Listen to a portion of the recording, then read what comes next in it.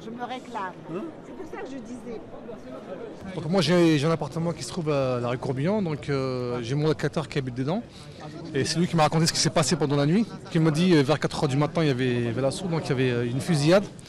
Et arrivé à un moment, il m'a dit qu'il y avait une fille qui était au-dessus, qui entendait comme quoi qu'elle brûlait, elle disait je brûle, aidez-moi, aidez-moi, aidez-moi. Et à un moment, elle a explosé. Donc il a vu un bout de chair sortir par la fenêtre. Et le plafond de mon appartement il s'est affaissé, il s'est complètement affaissé. Bon, il y a un propriétaire, mais visiblement c'était un appartement squatté.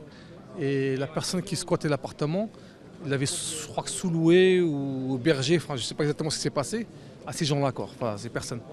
Et visiblement ils viennent d'arriver il y a peut-être 2 jours, je ne pense pas que ça fait longtemps qu'ils sont là-dedans. On a entendu les premières explosions à 4 h 15, une explosion, une deuxième, une troisième, et ensuite ça a été les rafales. Les rafales de tir, je pense que c'était des Kalachnikov, c'était non-stop. Ensuite, on a aussi entendu on a pu dissocier des tirs de Kalachnikov des tirs de pistolet. Donc c'était pendant 20 minutes non-stop.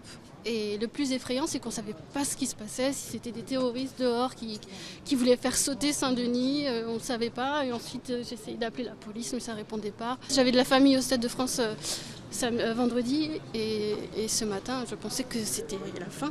On était au sol, loin des fenêtres, et on pensait aux gens, à ce qu'ont vécu les victimes de vendredi soir.